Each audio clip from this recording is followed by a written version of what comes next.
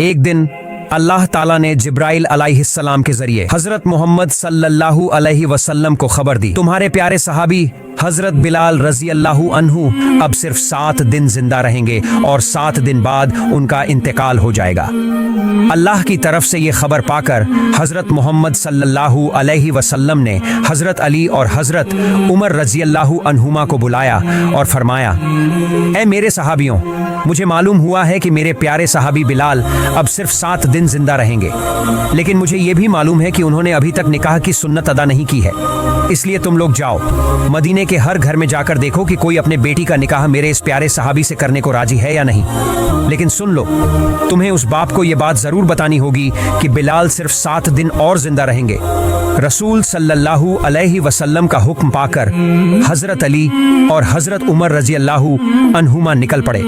वे लोगों से कहते, हजरत मोहम्मद सल्लल्लाहु अलैहि वसल्लम अपने प्यारे सहाबी बिलाल के लिए लड़की तलाश कर रहे हैं, क्या आप अपनी बेटी बिलाल के निकाह में देंगे? पहले तो लोग कहते, क्यों नहीं, ये तो हमारी खुशकिस्मती होगी कि हम अपनी बेटी को रसूल सल्लल्लाहु अलैहि वसल्लम के प्यारे सहाबी के निकाह में दें। लेकिन जैसे ही हजरत अली और हजरत उमर बताते, ध्यान रहे बिलाल सिर्फ 7 दिन और जिंदा रहेंगे, तो लोग मना कर देते, नहीं, अगर वो सिर्फ 7 दिन जिंदा रहेंगे तो हम अपनी बेटी का निकाह नहीं करेंगे। हम नहीं चाहते कि 7 दिन बाद हमारी बेटी बेवा हो जाए। ऐसे ही 7 दिन तक किसी ने भी अपनी बेटी का निकाह हजरत बिलाल से करने को मंजूर नहीं किया। आखिरकार हजरत अली और हजरत उमर तलाश करते करते मदीने से बाहर एक जंगल में पहुंच गए। वहां उन्होंने देखा एक आदमी झोपड़ी बनाकर रह रहा है। उन्होंने उससे पूछा, क्या तुम्हारी कोई शादी लायक बेटी है? वो आदमी बोला, ऐ अल्लाह के नेक बंदों, आप मेरे जैसे गरीब के घर क्यों आए हैं? क्या वजह है? हजरत अली और हजरत उमर ने जवाब दिया, हम रसूल सल्लल्लाहु अलैहि वसल्लम के हुक्म से हजरत बिलाल के लिए लड़की तलाश कर रहे हैं। वो आदमी बोला, अगर ऐसा है तो मेरी एक योग्य बेटी है। अल्लाह के रसूल सल्लल्लाहु अलैहि वसल्लम के प्यारे सहाबी हजरत बिलाल रजी अल्लाहु अन्हु जैसे शख्स के साथ अगर मैं अपनी बेटी का निकाह कर दूं तो ये तो मेरे लिए बहुत बड़ी खुशकिस्मती होगी। लेकिन हजरत अली और हजरत उमर रजी अल्लाहु अन्हुमा ने कहा, देखो, एक शर्त है और ये बात हमें रसूल सल्लल्लाहु अलैहि वसल्लम ने आपको जरूर बताने को कहा है। बिलाल रजी अल्लाहु अन्हु अब सिर्फ 7 दिन जिंदा रहेंगे, उसके बाद इस दुनिया को छोड़ देंगे। ये सुनकर उस आदमी का चेहरा बदल गया और उसने कहा, नहीं, तो फिर मैं अपनी बेटी का निकाह बिलाल से नहीं करूंगा। 7 दिन बाद अगर मेरी बेटी बेवा हो गई तो मैं ये कभी नहीं चाहूंगा। लेकिन ये पूरी बात एक लड़की दूर से सुन रही थी। वो उसी आदमी की बेटी थी। बाप के मुंह से ये बातें सुनकर वो आगे बढ़ी और बोली, अब्बा जान, मैं इस निकाह के लिए राजी हूँ। आप कैसे उस पैगाम को ठुकरा सकते हैं जो अल्लाह के रसूल सल्लल्लाहु अलैहि वसल्लम ने खुद भेजा है? अब्बा जान, मेरी जिंदगी में चाहे जितनी मुश्किलें आ जाएं, मैं रसूल सल्लल्लाहु अलैहि वसल्लम के हुक्म को मानना चाहती हूँ। उसकी ये बात सुनकर कुछ घंटे बाद दोनों का निकाह हो गया, रसूल के प्यारे सहाबी हजरत बिलाल रजी अल्लाहु अन्हु और उस लड़की का। निकाह के बाद हजरत बिलाल ने अपनी नई दुल्हन से कहा, प्रिय पत्नी, मैं तुमसे जानना चाहता हूँ, तुम्हें मालूम था कि मैं सिर्फ 7 दिन जिंदा रहूंगा, फिर भी तुमने मुझसे निकाह क्यों किया? 7 दिन बाद तो तुम बेवा हो जाओगी। दुल्हन ने जवाब दिया, मेरे पति, सुनिए, मैं अपनी जान देकर भी अल्लाह के रसूल सल्लल्लाहु अलैहि वसल्लम का हुक्म पूरा करना चाहती हूँ। इस हुक्म को मानकर मैं खुद को खुशनसीब मानती हूँ और आपके जैसे रसूल सल्लल्लाहु अलैहि वसल्लम के प्यारे सहाबी को पति पाना किसी भी औरत के लिए बहुत बड़ी दौलत है और अल्हम्दुलिल्लाह मैं वो औरत हूँ। फिर 7वें दिन हजरत बिलाल ने अपनी पत्नी से कहा, बीवी, आज रात ही मेरा इंतकाल होगा। मौत से पहले मेरा मन हो रहा है कुछ रोटी खा लूं। तुम पड़ोसी के घर से थोड़ा आटा ले आओ और मेरे लिए रोटियां बना दो। पत्नी ने 7 रोटियां बनाई और उनके सामने रखी। इतने में घर के बाहर एक भिखारी ने आवाज दी, ऐ घर के मालिक, मैं कई दिनों से कुछ नहीं खाया हूँ, बहुत भूखा हूँ, मुझे कुछ खाने को दे दो। हजरत बिलाल ने जब देखा कि दरवाजे पर भूखा इंसान खड़ा है तो उन्होंने अपनी आखिरी ख्वाहिश पूरी करने के बजाय सारी रोटियां उसी भिखारी को दे दी। भिखारी ने वहीं दरवाजे के पास बैठकर रोटियां खाना शुरू कर दी। जब हजरत बिलाल का वक्त मौत आया तो मलाकुल मौत हजरत अजराइल अलैहिस्सलाम हाजिर हुए। लेकिन जैसे ही वो घर में दाखिल होने लगे, उन्होंने देखा कि दरवाजे के बाहर एक फकीर बैठा है जिसने रास्ता रोक रखा है। अजराइल अलैहिस्सलाम ने कहा, ए फकीर, तुम यूं दरवाजे पर बैठकर रास्ता क्यों रोके हुए हो? मुझे अंदर जाने दो। अल्लाह रब्बुल आलमीन ने मुझे हुक्म दिया है कि मैं बिलाल की रूह कब्ज कर लूं। फकीर ने जवाब दिया, ए अजराइल अलैहिस्सलाम, क्या तुम्हें मालूम नहीं कि जब कोई खाना खा रहा हो तो उसे तंग नहीं किया जाता? क्या तुम देख नहीं रहे हो मैं यहाँ बैठा रोटी खा रहा हूँ? वो फकीर किसी तरह भी दरवाजा छोड़ने को तैयार नहीं था। आखिरकार हजरत अजराइल अलैहिस्सलाम वापस अल्लाह के दरबार में हाजिर हुए और बोले, ए अल्लाह, मैं आपके प्यारे बंदे हजरत बिलाल की रूह लेने गया था, लेकिन घर में दाखिल नहीं हो सका। दरवाजे पर एक फकीर बैठा था, रोटी खा रहा था और उसने रास्ता रोक लिया। मैं उसे छोड़कर अंदर नहीं गया। अल्लाह रब्बुल आलमीन ने फरमाया, ए अजराइल, दरवाजे पर जो बैठा खा रहा है वो मेरा बहुत प्यारा बंदे है। देखना उसके साथ कोई बेअदबी ना हो। तुम उससे अदब के साथ पूछो कि वो क्या चाहता है। अगर उसकी कोई ख्वाहिश हो तो उसे पूरा करके फिर बिलाल की रूह कब्ज करना। हुक्म पाकर हजरत अजराइल अलैहिस्सलाम दोबारा बिलाल के घर के सामने पहुंचे।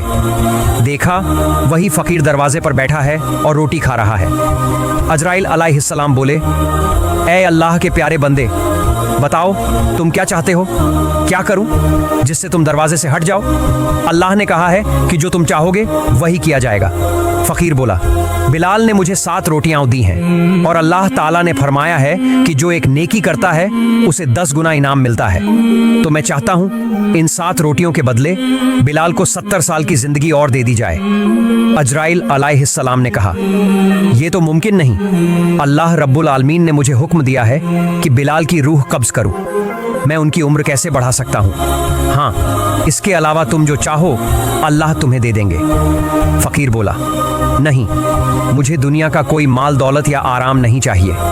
मैं सिर्फ यही चाहता हूं कि रसूल सल्लल्लाहु अलैहि वसल्लम के प्यारे सहाबी बिलाल की उम्र 70 साल और बढ़ा दी जाए। अजराइल अलैहिस्सलाम ने कहा, तुम्हारी ये मांग मैं पूरा नहीं कर सकता। फकीर ने जवाब दिया, अजराइल, अल्लाह ताला ऐसा कोई काम नहीं है जो ना कर सके। अगर अल्लाह बिलाल की उम्र 70 साल नहीं बढ़ाएंगे तो मैं भी 70 साल यहीं बैठा रहूंगा और रोटियां खाता रहूंगा।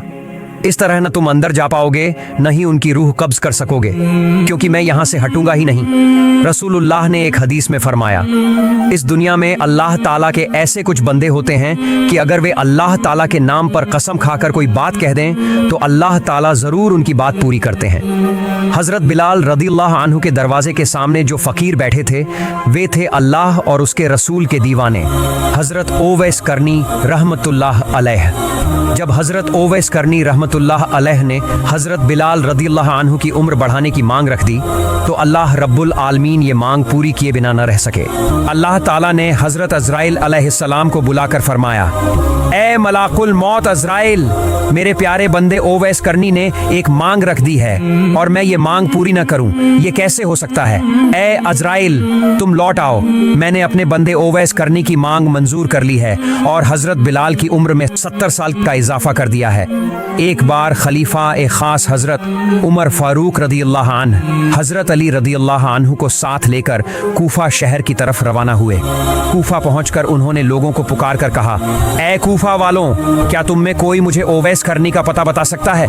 क्योंकि अल्लाह के रसूल सल्लल्लाहु अलैहि वसल्लम की एक खास हिदायत पूरी करने के लिए हमें अल्लाह के इस प्यारे बंदे की सख्त जरूरत है। कूफा वालों ने कहा, हुजूर, हम तो ऐसे किसी शख्स को नहीं जानते। हजरत उमर रदियल्लाहु अन्हु ने कहा, क्या तुम में कोई ऐसा है जिसका घर कर एक इलाका में है? तब एक आदमी खड़ा हुआ और बोला, हुजूर, मेरा घर कर में है। हजरत उमर रदियल्लाहु अन्हु ने पूछा, क्या तुम किसी ओवैस करनी नाम के शख्स को जानते हो? उसने कहा, हुजूर, मैं एक आदमी को जानता हूँ, लेकिन वह वही हैं जिन्हें आप तलाश कर रहे हैं। ये मैं नहीं जानता। वह एक अजीब मिजाज के इंसान है। लोग हंसते हैं तो वह रोते हैं, लोग रोते हैं तो वह हंसते हैं। ऊंट चराते हुए दिन गुजारते हैं। उनके कपड़े फटे पुराने और मैले होते हैं और अक्सर लोगों की नजरों से ओझल रहते हैं। हजरत उमर रदियल्लाहु अन्हु ने फरमाया, तुम हमें उसी शख्स के पास ले चलो, हम ऐसे ही इंसान को तलाश कर रहे हैं। नबी करीम सल्लल्लाहु अलैहि वसल्लम ने हमें उनके तमाम निशानियां बता दी हैं और तुमने जो निशानियां बताई हैं वही रसूल सल्लल्लाहु अलैहि वसल्लम ने बताई थी। फिर वह शख्स उन्हें लेकर चल पड़ा। हजरत उमर और हजरत अली रदियल्लाहु अन्हुमा उस फकीर से दीवाने शख्स को खोजते हुए एक सुनसान जगह पहुंचे जहां उन्होंने देखा कि एक आदमी पेड़ के नीचे बैठा नमाज अदा कर रहा है। हजरत उमर और अली रदियल्लाहु अन्हुमा उसके पास खड़े हो गए। जब उसने नमाज खत्म की तो उन्होंने उसे सलाम किया। उसने सलाम का जवाब देकर कहा, आप लोग कौन हैं और किस मकसद से मेरे पास आए हैं? उन्होंने कहा, हम अल्लाह के नबी के सहाबी हजरत उमर और हजरत अली हैं। हम अल्लाह के एक प्यारे बंदे को ढूंढ रहे हैं। क्या आप मेहरबानी करके हमें अपना नाम बताएंगे? वह व्यक्ति बोला, मेरा नाम अब्दुल्लाह है, यानी अल्लाह का बंदा। हजरत उमर ने मुस्कुराकर कहा, हम भी तो अब्दुल्लाह हैं। हम सभी अल्लाह के बंदे हैं, लेकिन हम यह जानना चाहते हैं कि आपके माँ बाप ने आपका असली नाम क्या रखा था? तब उस व्यक्ति ने कहा, मेरे माँ बाप ने मेरा नाम वायस रखा था और लोग मुझे कुरन का रहने वाला होने के कारण वायस करनी कहते हैं। हजरत उमर रदियल्लाहु अन्हु ने अदब से कहा, ऐ अल्लाह के प्यारे बंदे, क्या आप मेहरबानी करके हमें अपना दाहिना हाथ दिखाएंगे? वायस करनी रहमतुल्लाह अलैह ने अपना दाहिना हाथ आगे बढ़ा दिया। उन्होंने देखा कि उसमें कुष्ठ रोग का एक निशान है, बिल्कुल वैसा ही जैसा नबी करीम ने बताया था। पक्का यकीन हो जाने पर हजरत उमर और हजरत अली ने उनका हाथ चूम लिया और कहा, ऐ अल्लाह के बंदे, हम तो आपको ढूंढते ढूंढते यहाँ आए हैं। वह बोले, आप लोग मुझे इतनी मेहनत से क्यों खोज रहे हैं? उन्होंने जवाब दिया, हजरत रसूल सल्लल्लाहु अलैहि वसल्लम ने अपने इंतकाल से पहले हमें नसीहत की थी कि उनकी मुबारक जुब्बा आपको पहुंचा दें, और यह भी कहा था कि वायस करनी से कह देना कि वह मेरी उम्मत के लिए दुआ करे। वायस करनी ने विनम्रता से कहा, देखिए, आप लोग तो हमारे प्यारे नबी सल्लल्लाहु अलैहि वसल्लम के अजीम सहाबी हैं। दुआ करने के लिए आप ही काफी हैं। आप ही उम्मत के लिए दुआ करें। उन्होंने कहा, हम तो हमेशा उम्मत के लिए दुआ करते हैं, लेकिन नबी ने खास तौर पर आपसे यह इल्तिजा करने के लिए कहा है। वायस करनी ने सिर झुकाकर कहा, ऐ नबी सल्लल्लाहु अलैहि वसल्लम के प्यारे सहाबियों, उनकी मुबारक जुब्बा का अमानतदार बनने की हैसियत मुझ जैसे गुनहगार, पागल और साधारण बंदे में कहां? मैं कैसे इसकी हुर्मत और इज्जत निभा सकूंगा? उन्होंने जवाब दिया, जब नबी ने आपको यह अमानत दी है तो उन्होंने आपके लायकियत को जानते हुए ही कहा होगा। आप इसे कबूल कीजिए और उम्मत के गुनहगारों के लिए दुआ कीजिए। फिर हजरत वायस करनी ने नबी सल्लल्लाहु अलैहि वसल्लम की मुबारक जुब्बा ली और कहा, आप लोग यहीं ठहरें, मैं अपने दयालु रब से तन्हाई में कुछ बातें कर लूं। इतना कहकर वह एक पेड़ के नीचे गए, सजदे में गिर पड़े और अल्लाह ताला का शुक्र अदा करने लगे और फिर गहरी मुनाजात करने लगे। ऐ अल्लाह, तेरे प्यारे हबीब ने अपनी मुबारक जुब्बा मेरे पास भेजी है और यह भी कहा है कि मैं उनकी गुनाहगार उम्मत के लिए दुआ करूं। तेरे हबीब ने अपना फर्ज पूरा कर दिया। हजरत अली और उमर रदियल्लाहु अन्हुमा को जिम्मेदारी दी, उन्होंने भी अपना फर्ज पूरा कर दिया। और तेरे प्यारे हबीब ने मुझे भी एक जिम्मेदारी दी है कि मैं उनकी गुनाहगार उम्मत के लिए दुआ करूं। तो ए रहमत वाले, मैं तेरे प्यारे हबीब के वास्ते उनकी तमाम गुनाहगार उम्मत के लिए दुआ करता हूँ, तू उनको माफ कर दे। इस दुआ पर अल्लाह ताला ने फरमाया, ऐ ओवैस, तू सजदे से सर उठा, तेरी इस दुआ की बरकत से मैंने उम्मत मोहम्मदी का एक हिस्सा माफ कर दिया। ओवैस करनी रहमतुल्लाह अलैहि ने कहा, ऐ अल्लाह, जब तक तू सारी उम्मत को माफ नहीं करेगा, मैं सजदे से सर नहीं उठाऊंगा और तेरे प्यारे हबीब की जुब्बा भी नहीं पहनूंगा। अल्लाह ताला ने फरमाया, ऐ ओवैस, तेरी दुआ की वजह से मैंने उम्मत मोहम्मदी का 1/3 गुनाह माफ कर दिया, अब तू सजदे से सर उठा। ओवैस करनी रहमतुल्लाह अलैहि ने फिर कहा, ऐ अल्लाह, जब तक तू अपने प्यारे हबीब की पूरी उम्मत को माफ नहीं करेगा, मैं सजदे से नहीं उठूंगा और उनकी जुब्बा भी नहीं पहनूंगा। अल्लाह ताला ने फरमाया, ऐ ओवैस, तेरी दुआ की वजह से मैंने उम्मत के आधे गुनाह माफ कर दिए, अब तू सजदे से सर उठा। ओवैस करनी रहमतुल्लाह अलैहि ने कहा, ऐ अल्लाह, तू पूरी उम्मत को माफ कर दे, तभी मैं सर उठाऊंगा।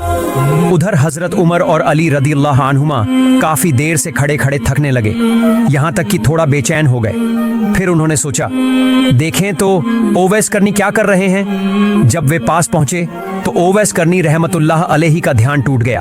उन्होंने अफसोस के साथ कहा, अगर आप लोग बस एक लम्हा और रुक जाते तो मैं अल्लाह से सारी उम्मत के गुनाह माफ करवा लेता, लेकिन आपके आने से मेरा ध्यान टूट गया और मैं वो मकाम हासिल नहीं कर सका। यह सुनकर हजरत उमर और अली रदियल्लाहु अन्हुमा अफसोस करने लगे और तौबा की, ऐ अल्लाह, तेरे प्यारे बंदे का ध्यान तोड़ने के लिए हमें माफ कर दे। फिर हजरत अली रदियल्लाहु अन्हु ने ओवैस करनी रहमतुल्लाह अलैहि से पूछा, ऐ अल्लाह के बंदे, आप अल्लाह के रसूल से इतनी मोहब्बत करते हैं, फिर भी उनकी जिंदगी में मदीना आकर उनसे मुलाकात क्यों नहीं की? ओवैस करनी रहमतुल्लाह अलैहि ने मुस्कुराकर कहा, अच्छा, आप लोग तो हमेशा हजरत मोहम्मद सल्लल्लाहु अलैहि वसल्लम के पास ही रहते थे, जरा बताइए, उनके मुबारक चेहरे पर जो भौहें थीं वो जुड़ी हुई थीं या उनके बीच में फसला था। तब हजरत उमर और अली रदियल्लाहु अन्हुमा ने कहा, ए अल्लाह के प्यारे सहाबी, हमने तो उनके सम्मान और मर्यादा के ख्याल से कभी उनकी ओर नजर उठाकर भी नहीं देखा। वाइस करनी रहमतुल्लाह अलैह ने कहा, रसूल करीम सल्लल्लाहु अलैहि वसल्लम को मैंने कभी नहीं देखा, फिर भी मैं कह देता हूँ कि उनके चेहरे